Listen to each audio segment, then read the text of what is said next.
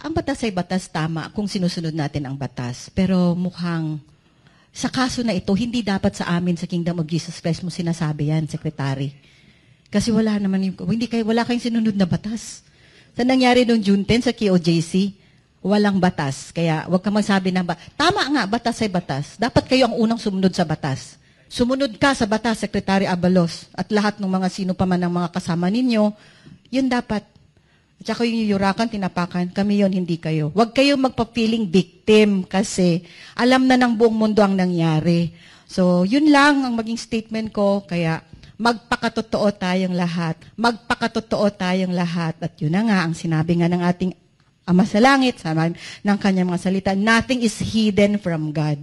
We can try to hide, we can try to pretend, but the Father knows the evil that is we're doing. No, kung ano man yung mga sinful na ginagawa ninyo, ano man ang kasalanan, we cannot hide anything from God. So, alam ng Ama ang katotohanan at nakikita na rin yan ng buong sanlibutan.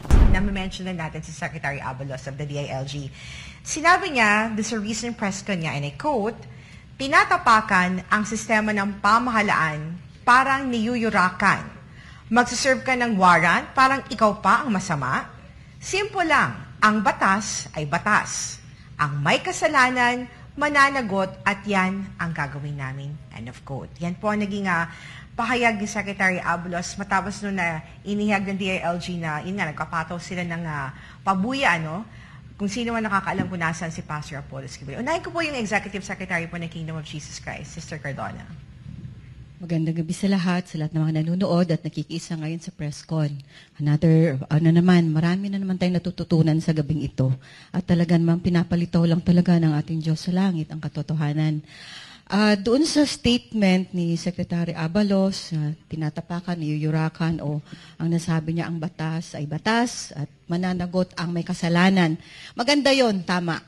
Tinatapakan ang sistema ng pamahalaan parang niyuyurakan.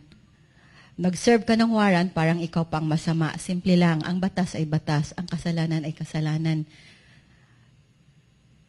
Ang batas ay batas, tama kung sinusunod natin ang batas. Pero mukhang sa kaso na ito, hindi dapat sa amin sa Kingdom of Jesus Christ mo sinasabi yan, Secretary.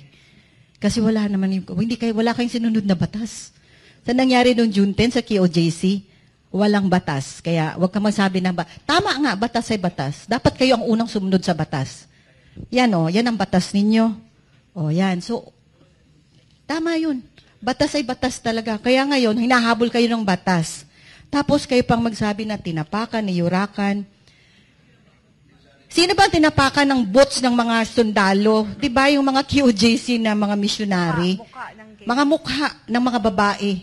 Yun ang tinapakan. Yan nga yung sinasabi mo na pinag-aralan, talagang pinagplanuhan. Yan ang pinlanod nyo na gawin noong June 10. Kaya, salita kayo ng salita, nahuhulog na talaga kayo sa sarili ninyong mga hukay. Sa totoo lang I'm not saying this because I'm saying this because this is what the truth is. Nakikita naman ng buong mundo ang nangyari. Kaya pag sinabi niyong managot ang dapat managot, ang may kasalanan ang dapat managot, tama din yan. Ngayon, sino bang may kasalanan? Sino bang dapat managot?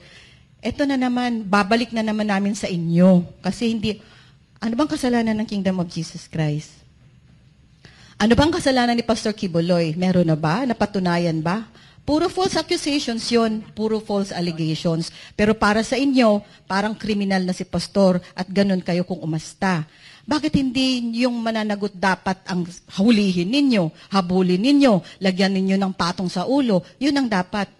No, yung mga magnanakaw dito sa gobyerno, yung mga smuggler, yung mga drug addict, yung mga drug lords, yun yung mga makasalanan. Hindi ang Kingdom of Jesus Christ, nagkakamali kayo. Wala dito yung sinasabi ninyo. Binabalik ko sa iyo. No, Secretary Abalos, yung batas ay batas, tama. Dapat ikaw ang unang sumunod dyan. Pero wala kayong ginawa ganun. Sinabi nga ng ating mga lawyer, napakaganda ng in-explain nila, Attorney Torion, sa lahat ng ating mga legal counsel na nandito, totoo, yung batas lumipad na, wala ng batas dito sa Pilipinas. And this government has become lawless. Kaya yun ang magiging statement ng Kingdom of Jesus Christ. Lahat ng sinabi ni Secretary Abalos sa kanya, babalik yon. So, sumunod ka sa batas, Secretary Abalos, at lahat ng mga sino pa man ng mga kasama ninyo, yun dapat. At saka yung yurakan, tinapakan, kami yun, hindi kayo. Huwag kayong magpa-feeling victim kasi alam na ng buong mundo ang nangyari. So, yun lang ang maging statement ko, kaya magpakatotoo tayong lahat. At yun na nga, ang sinabi nga ng ating Ama sa Langit, sabi ng kanyang mga salita, nothing is hidden from God. We can try to hide, we can try to pretend, but the Father knows the evil that is we're doing. No, kung ano man yung mga sinful na ginagawa ninyo, ano man ang kasalanan, we cannot hide anything from God. So, alam ng Ama ang katotohanan at nakikita na rin niya ng buong